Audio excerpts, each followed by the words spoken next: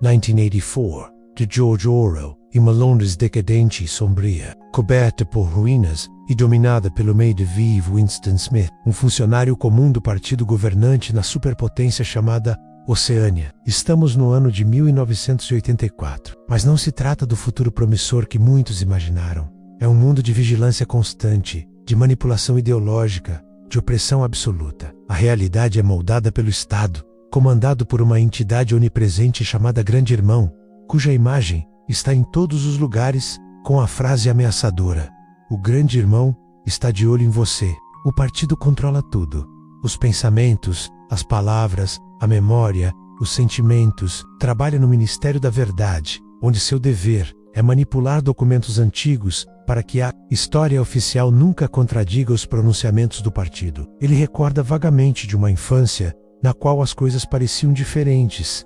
Havia lembranças nebulosas de sua mãe desaparecida, de bombardeios, de fome, de traições, mas tudo isso é incerto, pois a manipulação da memória é parte essencial do controle estatal. Inicialmente, ele desconfia dela, menos poderia ser uma espiã da polícia do pensamento. No entanto, ela o surpreende com um bilhete: eu te amo. Eles iniciam um relacionamento proibido, marcado por encontros furtivos, trocas de ideias subversivas e descobertas íntimas. Julia, embora menos ideológica que Winston, também odeia o partido e vive na contravenção como forma de resistência. O partido impõe a ideia de que quem controla o passado, controla o futuro. Quem controla o presente, controla o passado. A obra descreve como o mundo se organizou em 3 superestados: Oceânia, Eurásia e Lestásia, menos que vivem em guerra perpétua, sem objetivo real, apenas para justificar o controle interno.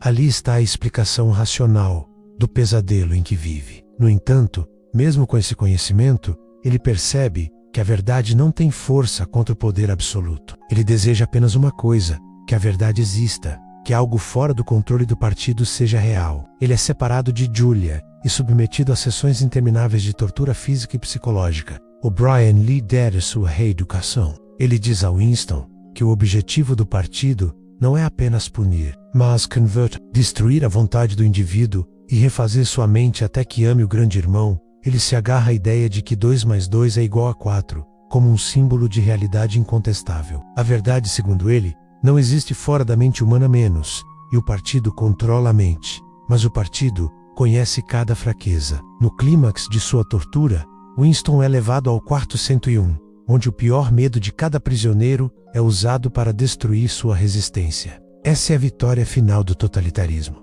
Não basta controlar o corpo, é preciso controlar o coração, apagar a individualidade, anular o pensamento. Winston não apenas obedece, ele acredita.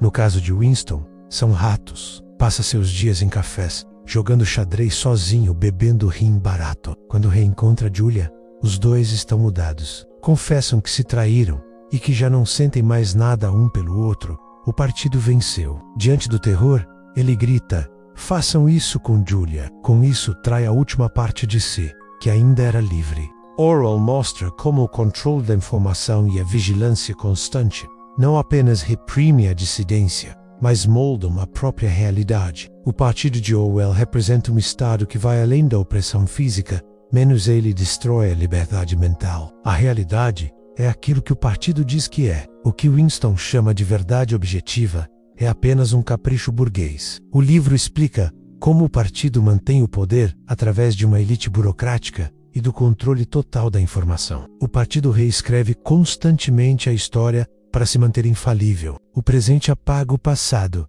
e a realidade se torna uma construção do poder. Seu fracasso mostra o quão difícil é manter a integridade pessoal em um mundo onde até o amor pode ser corrompido. A obra não oferece esperança fácil, menos, mas um alerta brutal sobre até onde o poder pode ir. 1984 não é apenas um aviso sobre o que pode acontecer, é um espelho de dinâmicas que já existem em várias partes do mundo. A frase "a ignorância é força" sintetiza essa lógica perversa. A guerra é um meio de manter a sociedade sob constante tensão e pobreza, impedindo o desenvolvimento intelectual e material das massas. É uma reflexão profunda sobre a fragilidade da verdade, sobre o poder de destruição do Estado absoluto, sobre a vulnerabilidade da mente humana frente à manipulação e à dor. Winston Smith, ao fim, é derrotado, mas sua tentativa de resistência ecoa como um grito silencioso, um apelo para que a liberdade de pensamento nunca seja esquecida. O quarto onde se encontravam era monitorado o tempo todo. A loja era uma armadilha. O proprietário, aparentemente simpático, era um agente do partido. Orwell entendia que o pensamento está ligado à linguagem, menos se você não tem palavras para expressar uma ideia, você não pode sequer pensá-la. O Brian, que parecia aliado, era na verdade um dos mais hábeis torturadores do regime. Ali Winston se sente humano de novo. Expressões como grande irmão, duplo pensar, crime-ideia e Ministério da Verdade passaram a fazer parte do vocabulário político e cultural para denunciar abusos de poder, censura e manipulação da informação. Passam a falar sobre o passado, sobre a realidade, sobre a possibilidade de uma revolução. Winston se pergunta se a Irmandade, uma lendária organização rebelde, comandada por Emmanuel Goldstein, o inimigo do povo, realmente existe. O Brian convida Winston e Julia para sua casa, um local raro onde há vinho, café e até mesmo um aparelho que pode ser desligado, luxos impensáveis para os membros do partido externo. O Brian lhes diz que a Irmandade é real e os convida a se unirem. Eles juram fidelidade à causa, prometendo cometer quaisquer crimes em nome da revolução, exceto se separarem um do outro. A própria existência de Goldstein é incerta, mas sua imagem é usada pelo partido como foco de ódio durante os 2 minutos de ódio, uma sessão diária em que os cidadãos são incentivados a gritar e expressar fúria contra os traidores. O sexo, para eles, é um ato de rebelião, pois o partido busca controlar até mesmo os instintos naturais, reduzindo o prazer a uma função reprodutiva subordinada ao Estado. Ele sabe que está mentindo, mas como qualquer cidadão de Oceânia, é forçado a aceitar e fingir acreditar. No entanto, diferente da maioria, Winston ainda nutre pensamentos de rebelião. Em segredo, começa a escrever um diário, um ato proibido, onde registra sua aversão ao partido e sua ânsia por liberdade. A história é reescrita constantemente para que o passado nunca contradiga o presente. A linguagem foi reduzida à novilíngua, uma nova forma de comunicação que elimina palavras perigosas e impede a formulação de ideias subversivas. O objetivo? Eliminar o pensamento crítico e tornar o crime de pensar impossível.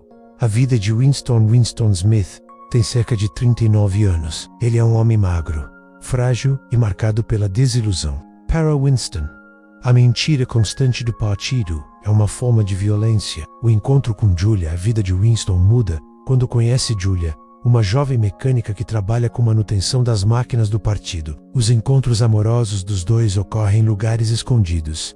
Uma floresta, um antigo quarto alugado, sobre uma loja de antiguidades, onde vivem a ilusão de um espaço livre do olhar do grande irmão. Com Julia, Winston começa a recuperar um senso de identidade. O'Brien e a promessa de revolução. Certo dia, Winston é procurado por O'Brien, um alto membro do partido interno que aparentemente compartilha do desejo de rebelião. O'Brien lhes entrega o suposto livro de Goldstein, A Teoria e a Prática do Coletivismo Oligárquico. Winston lê o livro com fascínio, A Traição e o Colapso, mas a esperança é uma ilusão. Winston e Julia são capturados pela polícia do pensamento. Winston é levado ao Ministério do Amor, o local onde o partido destrói o espírito de seus inimigos. O Brian é cruel e meticuloso. Ele força Winston a aceitar que 2 mais 2 pode ser 5, se o partido assim quiser. Durante sua educação, Winston tenta resistir. Ele guarda em si a lembrança de Julia, o amor que compartilhavam, o desejo de manter sua integridade. A mente dominada depois de sua conversão, Winston é libertado. Torna-se um homem vazio, quebrado, obediente. No final, Winston contempla um retrato do grande irmão e se dá conta de que finalmente aprendeu a amá-lo. Temas centrais da obra. A força de 1984 está não apenas em sua narrativa impactante, mas nos temas profundos que Orwell desenvolve ao longo da obra. 1.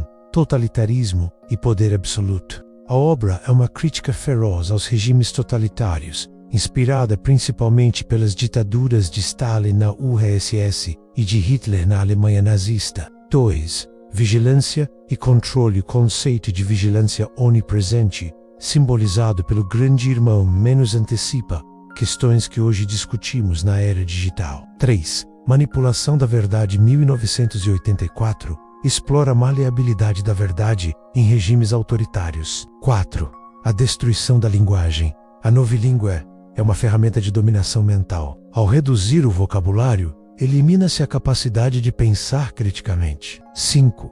A solidão do indivíduo. Winston é o retrato da resistência individual diante de uma máquina opressora. Impacto e legado desde sua publicação. 1984 tornou-se uma das obras mais influentes do século XX. A obra de Orwell transcende seu tempo e continua atual, diante de regimes autoritários, da vigilância digital, das fake news, da guerra ideológica. Conclusão: 1984 é mais do que um romance distópico. George Orwell escreveu este livro como um alerta. Seu poder reside justamente na sua desesperança. Ao mostrar o pior cenário possível, ele nos desafia a impedi-lo de se tornar real. Isso e uma obra de ficção. Mas hoje no Brasil, a ficção acontece.